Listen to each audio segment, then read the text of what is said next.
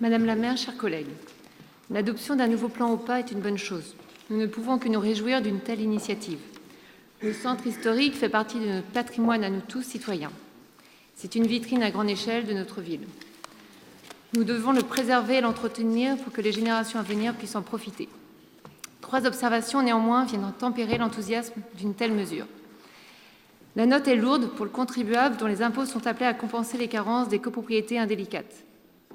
Mais il faut le dénoncer, les manquements ne sont pas seulement l'apanage des propriétaires, les pouvoirs publics ont aussi leur part de responsabilité.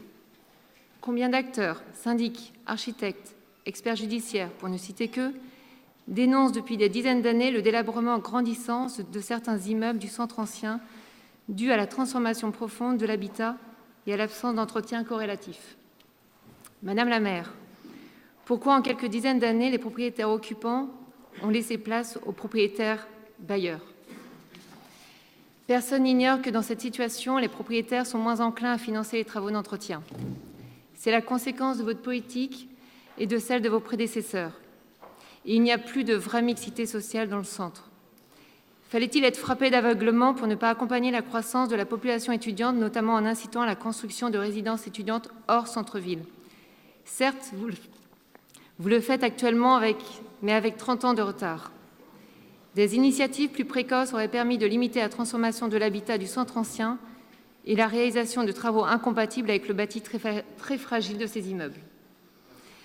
Et vous voulez maintenant que le contribuable paye les conséquences d'une politique attentiste et insouciante qui se félicitait de l'accroissement remarquable de la population étudiante, mais qui n'a pas su l'accompagner efficacement. Deuxième observation. Après cette première erreur de politique urbaine, vous signez la mort du centre en omettant de faire appliquer par les pouvoirs publics un outil essentiel et très complet, le règlement sanitaire départemental. Tout est déjà dans ce texte. Pourquoi ne pas avoir fait respecter plus souvent ce texte qui décrit par le menu des situations désastreuses très similaires à celles de certains immeubles rennais, en saisissant le préfet chaque fois qu'une situation l'imposait? Que de temps perdu! D'autant qu'il permettait de mettre à la charge des propriétaires défaillants la plus grosse partie des réparations. Aujourd'hui, les OPA se succèdent et nous remboursons les conséquences des errances de certaines copropriétés dans un objectif louable, mais n'aurait-on pas pu agir avant et autrement? Réhabiliter les délogements, oui, mais à quel prix? Quel contrôle allez-vous opérer sur les copropriétés candidates à un subventionnement par le programme OPA? Est-ce qu'un simple accompagnement par l'OPA dans la réalisation d'un diagnostic préventif, comme il est prévu dans la délibération, est suffisant? Ne faudrait-il pas déléguer entièrement au pouvoir public la réalisation des diagnostics afin d'éviter que certains soient tentés de vanter des pathologies lourdes pour obtenir des subventions plus importantes? La rénovation du centre ancien est un marché très peu régulé avec des acteurs redondants en situation de quasi-monopole. Attention aux dérives qu'une telle situation peut produire.